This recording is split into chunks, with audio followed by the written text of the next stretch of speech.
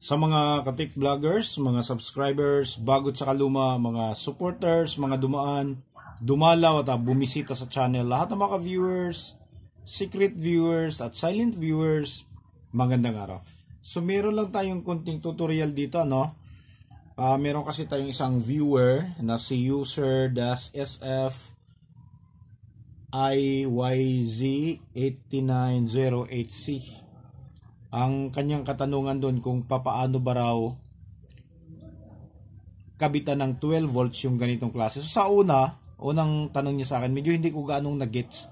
At nung nagpalitan na kami ng mga messages sa comment section, doon ko na medyo nakuha na ang ibig niya sabihin yung ganito palang klase.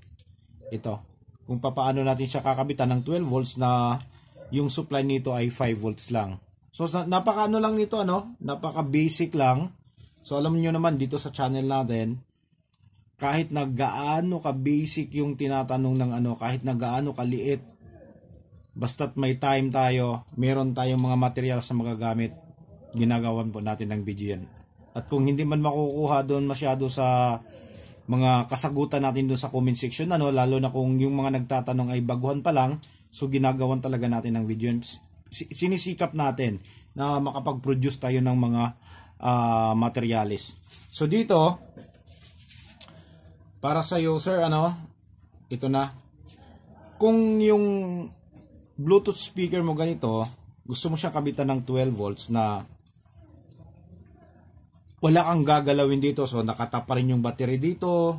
Tapos wala kang, hindi mo na kailangan buksan, So pwedeng bumili ka ng, ang mga gagawin mo lang, bibili ka ng tinatawag na yung magandang klase na charging cable or charging cord, or mas maganda yung yung mataas yung kanyang wattage o kaya military grade na charging cord para malalaki yung wire sa loob. So katulad nito, ayan Tapos okay? Ayan, makita mo naman siguro. Ayan, nakakolor ko dyan. Yung ibang klase, 4 yung laman. Okay? Yung mga ginagamit natin, pwede natin gamitin sa computer. Pero yung ordinaryong charging cord lang, charging cable, 2 lang talaga yung laman sa loob. Okay? So, ito yung isa to sa mga bibilin mo. Ayan. Mamaya, sasabihin natin kung saan natin to ikakabit. Tapos, yung isa, yung ganito. Yung tinatawag na DC-DC buck converter. Kasi kailangan mong step down yung ipa-step down yung kanyang voltahe dahil 5 volts lang yung supply dito, tapos yung gagamitin mong supply ay yung voltahe ay 12 volts. Okay? So ngayon, paano natin ipababa? So ito yung gagamitin natin. Tandaan mo lang huwag kang bumili ng boost converter dahil yung boost converter ay yon, step up yon. Buck converter yung bibilhin mo para yung voltahe na 12 maibaba mo doon sa 5 volts. Ayan siya. Ayan. At wag kang bumili ng masyadong mababa yung amperahe. At least at least nasa ganito 5 ampere pataas yung kanyang amperahe. Kasi yung mga nabibili kasing 3 ampere, medyo hindi ako ganong kampante. Ang bilis magbaga, lalo na kapag medyo malaki-laki na yung load. So ito tamang-tama lang to dito, nasubo ko na to. Ito kahit na i-full volume mo pa, wala, parang hindi natitinag yung nito. Ito hindi nagbabaga. Kunting-kunti lang, parang parang normal na init lang. Okay? So saan nga ba natin ikakabit to? So ang gagawin natin, ito, kakabit natin dito sa output. Hindi ka naman mawawala dahil nga color coded siya, nakapula. So yung pula dito natin ikakabit sa out, positive out. Okay, so dyan siya natin ikakabit. Tapos yung kulay itim naman dito sa negative. Okay, so subukan natin So meron tayong 12 volts dito na supply. So, ito yung gagawin natin para makita mo lang ano, kung papaano. So, ito meron tayong 12 volts dito.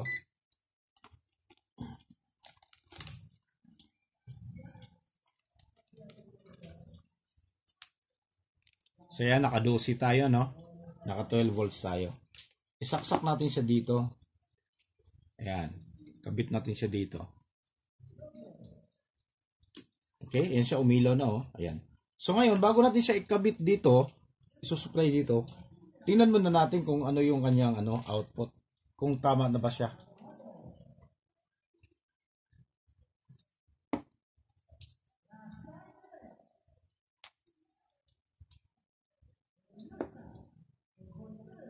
Okay? Ayan, tama na siya, no?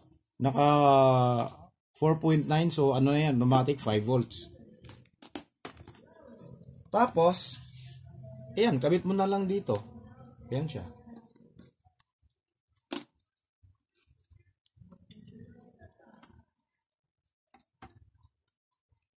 Ayan, papapansin mo, umiilaw na yun siya. Okay? So, kung ang gusto mo, papaganahin mo to, ito siya, na wala ka nang gagawin dito. Wala ka nang ibang gagalawin. So, ito na lang yung bibilhin mo. Ganyan na lang. So, bahala ka na kung saang ano yung lalagyan mo nito. Okay? Pwede mong ilagay ng isang plastic box or ano ba yung pwedeng mapaglagyan mo dito. At, ayan na, sold na. Tapos, yung dito, yung pinaka-input niya, ito na yung ikabit mo doon sa kanyang battery. Pero meron pang isa diyan.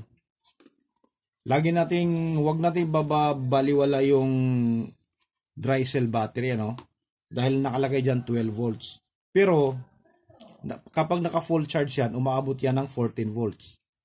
So ngayon, ito nakita mo kanina 5 volts yung out natin, pero yung input natin 12. So papaano ngayon kung naka 14 volts yung input? So lampas ka rin 5 volts dito yung kanyang output.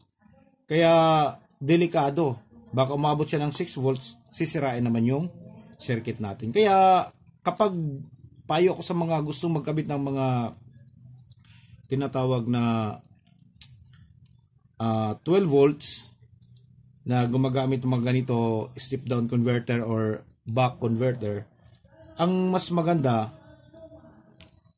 pagbasihan natin ay yung 14 volts.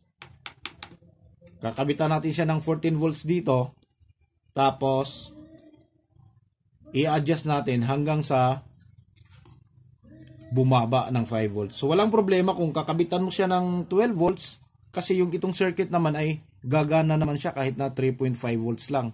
Ang importante natin dito na huwag bumagsak yung current ng natin, nung supply natin.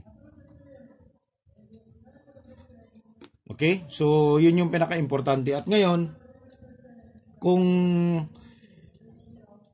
gusto mo naman na nakarekta na talaga siya, halimbawa kung sira na yung battery mo, ito, so tanggalin mo na yung battery.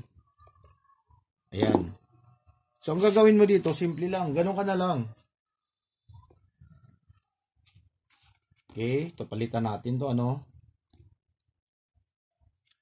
palitan natin to, tapos yung supply natin.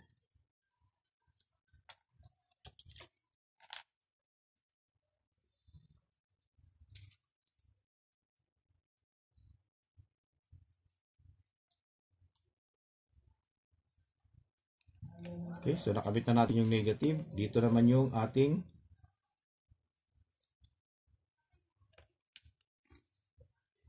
sorry.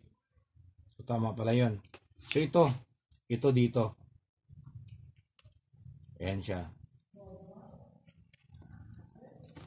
Itong dito yung nakakabit yung battery. Ngayon, tanggalin natin yung battery.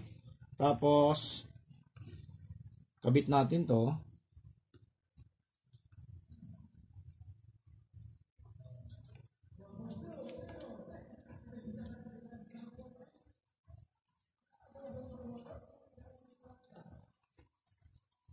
So yan, naikabit na natin, Sibalik na natin yung dapat din na natin tinanggal yon. Nasa na yon? Ito. Ibalik natin to.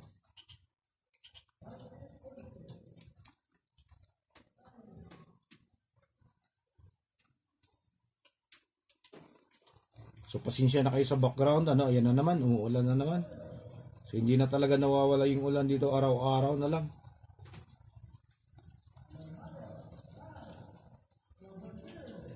So ito, ayan na siya, naibalik na natin.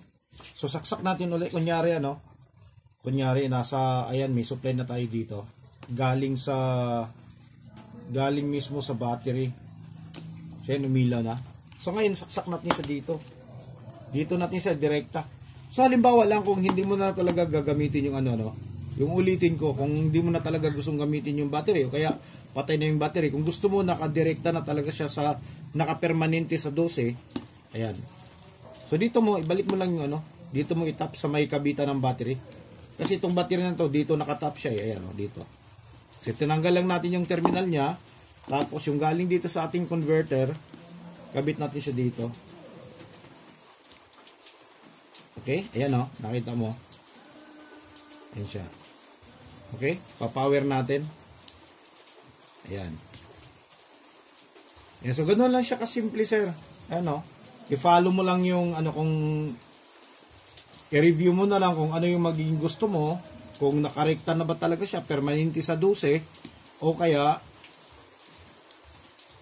yung intact pa yung Bluetooth speaker mo, yung wala kang ibang gagalawin. So yung unang tinuro natin, yun yung ano mo, pwede mong gayahin. So mayroong pang isa, pwede kang gumamit ng 7805. Kaya lang yung 7805 kasi na regulator, ito mura at yan, napakamura lang ito, madali lang din gamitin.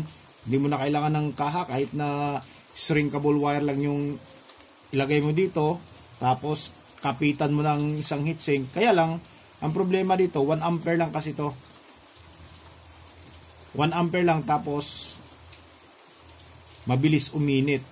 Kaya hindi siya po pwede kapag magtutudo ka sa nasa i-raise mo ng ano, nung nasa high level yung kanyang volume.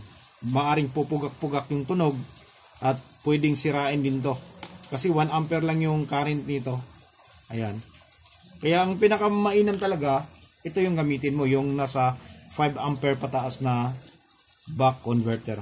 Okay, so sana'y nakuha mo, sir, ano? At kung mayroon mang mga medyo hindi pag-aanong naunawaan at kung baka hindi ko rin alam, baka may nakalimutan akong sabihin, so mag-comments down below na lang at handa naman tayong sumagot sa lahat ng mga katanungan doon. So hanggang dito na lang siguro tayo.